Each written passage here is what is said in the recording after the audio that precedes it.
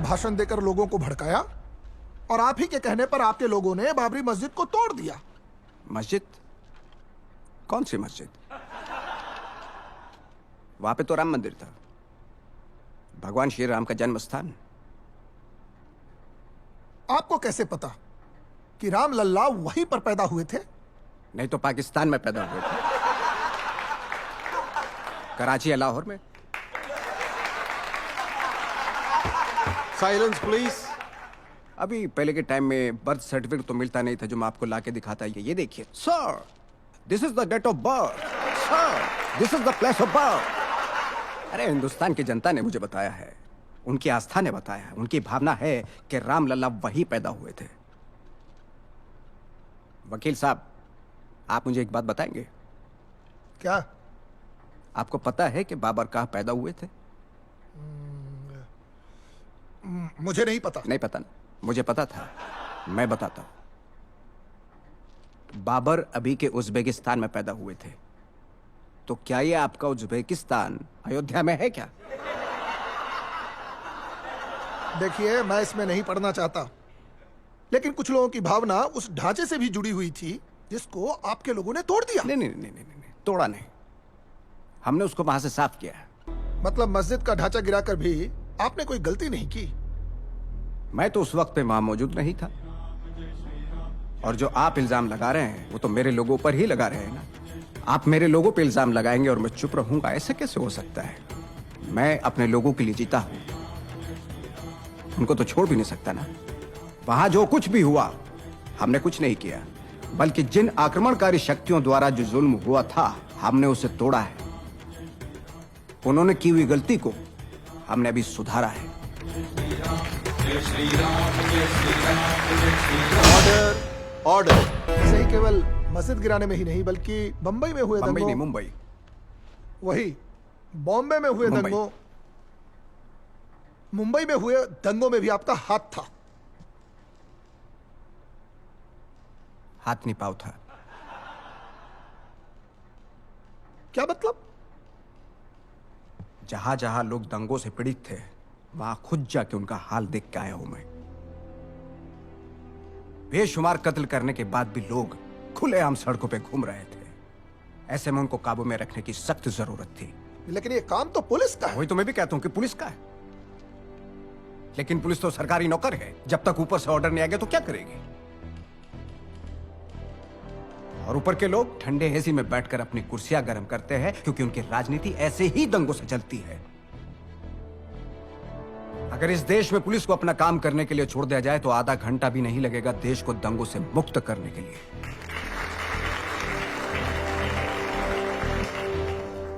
आप भी तो ऐसे ही दंगों की राजनीति करते हैं। नहीं नहीं नहीं, मुझे ऐसी राजनीति करने की जरूरत नहीं, लेकिन जब देश की बात आती है तो मैं राजनीति का खेल नहीं करता। आप तो खेल में भी राजनीति करते हैं।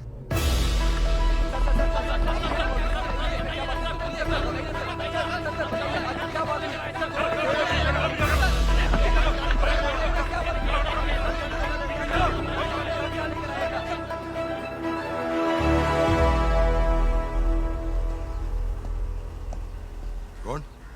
दिलीप वेंगसरकर आणि जावेद मियादाद आलेत म्हणून सांगा. हेलो. वेळ घेतली आहे साहेबांची. ओके. दिलीप वेंगसरकर आणि जावेद मियांदाद आलेत. दिलीप वेंगसरकर आणि जावेद मियांदाद आलेत. काय करायचं? हा थांबा, वरती विचारून सांगतो.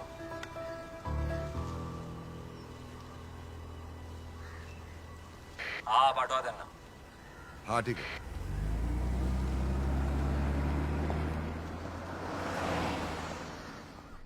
साहेब, जावेद इथे एका टीव्ही कार्यक्रमासाठी आला होता, तर तुम्हाला बघावं आणि भेटावं अशी त्याची इच्छा होती. बर, दे दो. सो म्हणून घेऊन आलो त्याला. आलू वड़ी खाओ, तुम्हारे यहाँ नहीं बनेगी कभी भी.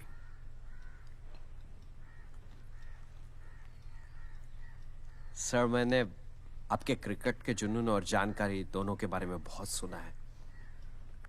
वो हमारी ये ख्वाहिश थी कि, मेरा मतलब है कि हमारी आपसे गुजारिश थी कि हिंदुस्तान के साथ फिर से क्रिकेट मैचेस शुरू हो जाए तो. काय कर्नल, हा काय म्हणतोय? हो साहेब, म्हणजे तुमच्या परमिशन शिवाय ते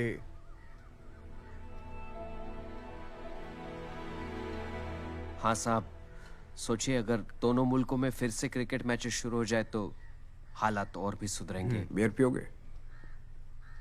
बियर सर? नहीं, थैंक यू। आपका सिक्सर याद है मुझे। Excellent shot. Thank you sir. बहुत अच्छा खेला था आपने। उस गेंद के समय आपके मन में क्या चल रहा था? नहीं सर, ऐसा तो कुछ नहीं चल रहा था। हाँ, बस हर पार की बात थी तो ठोक दिया। लेकिन सच बताओ तो सर, उस पूरे मैच में सिर्फ एक गेंद चेतन शर्मा ने वो खराब फेंकी थी, वरना आप उसका बॉलिंग एनालिसिस देखेंगे तो आपको पता चलेगा कि उसने पूरे मैच में बहुत अच्छी बॉलिंग की थी सर। लेकिन हमारे साथ हारने के बाद यहाँ सब लोग उस पर टूट पड़े थे। अफसोस। हाँ, ऐसा ही है। पाकिस्तान के खिलाफ हम हर जंग सिर्फ जीतना चाहते हैं।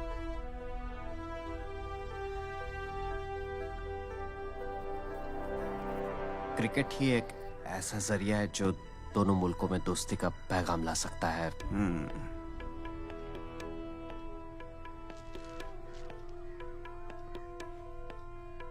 क्या सोचते हो? नहीं सर, मैं बस ऐसा सोच रहा था कि आप प्लीज क्रिकेट को मत रोकिए, दोनों मुल्कों में क्रिकेट होने दीजिए। इंशाल्लाह हमारे लिए बेहतर होगा। आप अपने देश के क्रिकेट के बारे में सोचते हैं और मैं मेरे क्रिकेट खेलने वाले देश के बारे में सोचता हूं।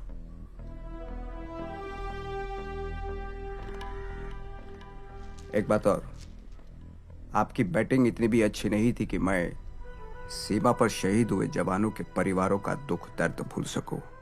चाय पीजिए।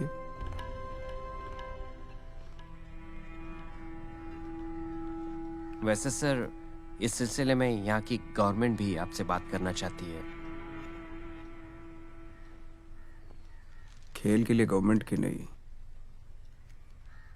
ग्राउंड की जरूरत पड़ती है। के बाद जो हिंदुओं की बात करेगा वही हिंदुस्तान पे राज करेगा।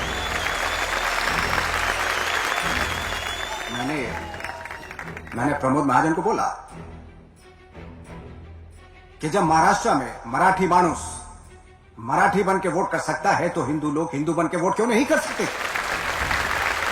लेकिन आज रमेश प्रभु को जिताकर आप सब लोगों ने देश को हिंदुओं की ताकत दिखा दी है। हिंदुत्व का प्रचार न्यायालय भी रोक नहीं सकता। न्यायालय का कोई भी फैसला हो, शिवसेना हिंदुत्व के मुद्दे पर ही चुनाव लड़ेगी। गर्व से कहो, गर्व से कहो, गर्व से कहो, आई प्लीड गिल्टी। अगर इस देश से प्यार करना गुनाह है तो मैं गुनहगार हूं। अगर लोगों की भावनाओं की कदर करना गुनाह है तो मैं गुनहगार हूं। कानून के लिए लोग नहीं, लोगों के लिए कानून है। मुझे हमेशा से ही देश ने कटघरे में खड़ा किया है। मैं सही हूं या गलत, इसका फैसला आपने देश की जनता करेगी, क्योंकि सबसे ऊपर मैं एक ही अदालत को मानता हूं और वो है जनता की अदालत।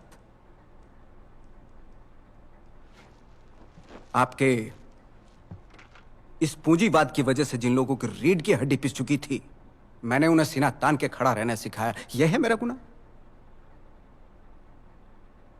इस सिस्टम ने जिस समाज को सालों साल गूंगा बना के रखा, उस समाज की आवाज बनकर मैंने सिस्टम को ललकारा। यह है मेरा गुनाह? और अगर यह गुनाह है तो मैं एक बार नहीं 100 बार दोहराऊंगा।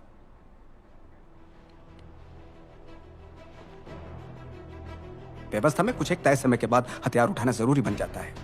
मैं कलाकार था, पहले मैंने अपने ब्रश को हथियार बनाया, पर जब वही लोगों को न्याय दिलाने में असमर्थ हुआ, बिल्कुल हमारे न्याय व्यवस्था की तरह, तो लोगों को न्याय दिलाने के लिए हर संभव हथियार उठाना जरूरी समझा। साहब, पहला विधायक चुन के आया। बधाई हो, बधाई। आओ क्या? अरे या दादा कौन के या? बोलो दादा। मैंने सुना है कि सोंगाड़िया बहुत जोर शोर से चल रहा है। अरे बोलो बोलो, सब अपने ही आदमी है। साहब, सोंगाड्या कोहिनूर में एकदम हाउसफुल जा रहा था मतलब? मैंने थिएटर वालों को बोला फिल्म और कुछ हफ्ते चलने दो, तो उन्होंने कहा कि हम थिएटर नहीं देंगे, उनको मराठी फिल्म यहाँ नहीं लगानी, क्यों?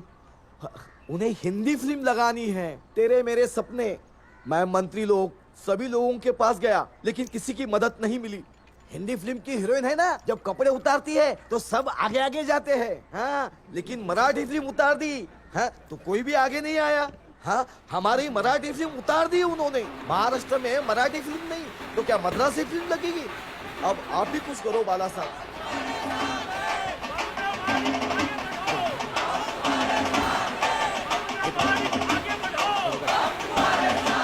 आओ विधायक जी।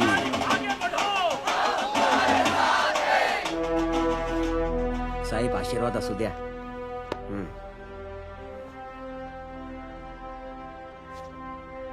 साहब, ये सब आपकी वजह से। बधाई हो।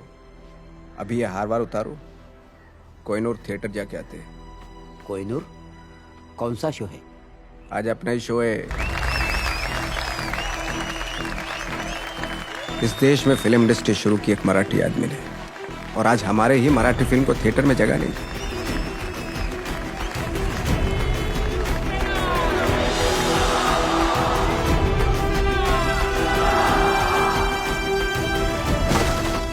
घर मेरा, बिस्तर मेरा और सपने तेरे। अभी ये सब यहां नहीं चलेगा। पहला हक क्या के मराठी लोगों का है, बाद में तेरे सपने, पहले मेरे सपने। अरे पहली रोटी मराठी कामगार को, पहली रोटी मराठी कामगारों को।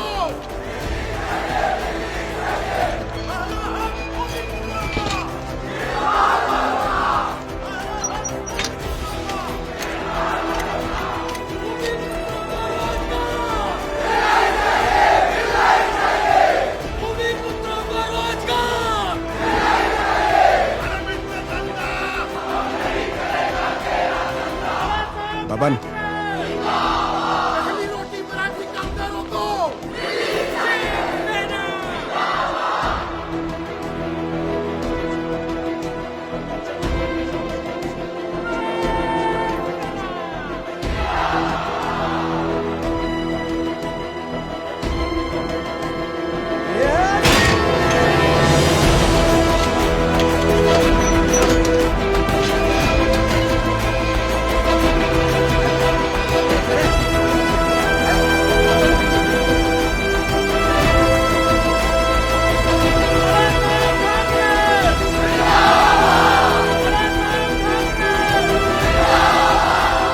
मिस्टर नंदा, यहाँ की नौकरियों पर पहला हक यहीं के नौजवानों का होना चाहिए।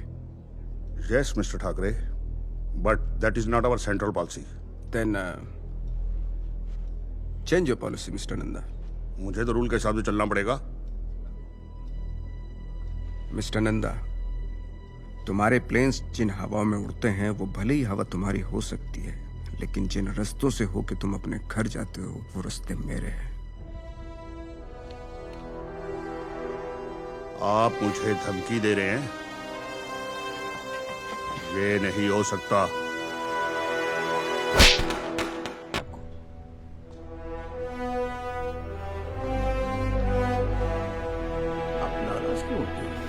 मैंने सुना है कि आप कहते हो कि महाराष्ट्र सिर्फ मराठी लोगों के लिए है। मैं देश की एकता और अखंडता में विश्वास करता हूँ। तो लोगों के मन में आपके लिए इतना डर क्यों है? ये सब न्यूज़पेपर्स का प्रोपेगेंडा है। मैं मेरे लोगों के सम्मान और हक की बात करता हूँ। हक? किस हक की बात कर रहे हैं आप? भाषा और प्रांत रचना मैंने नहीं बनाई है, संविधान ने बनाई है।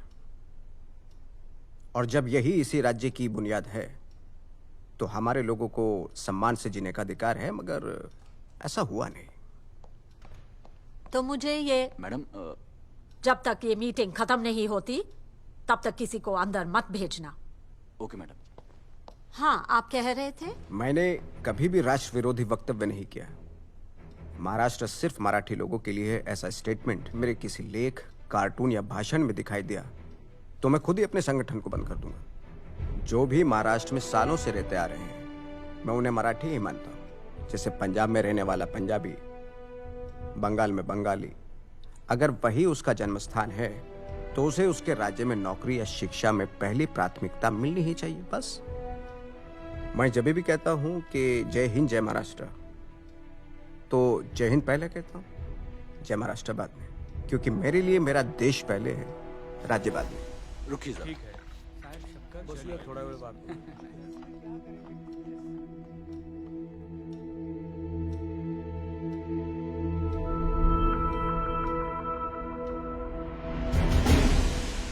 आप इमरजेंसी के बारे में क्या सोचते हो? इमरजेंसी की वजह से अगर देश में डिसिप्लिन आता है तो मैं इसके बिल्कुल भी खिलाफ नहीं हूं। मेरे लोगों को आपके बारे में बहुत सारी गलत जानकारी थी शायद, इसलिए गलत फहमियां भी थी। खैर, कोई बात नहीं। मेरे प्रस्ताव के बारे में सोचिए जरूर। My state my people, they need me. फिर भी आपका धन्यवाद। जय हिंद।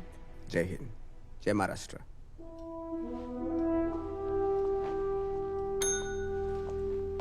Yes madam. रजनी जी से वो फाइल लेके आना। जी लीजिए।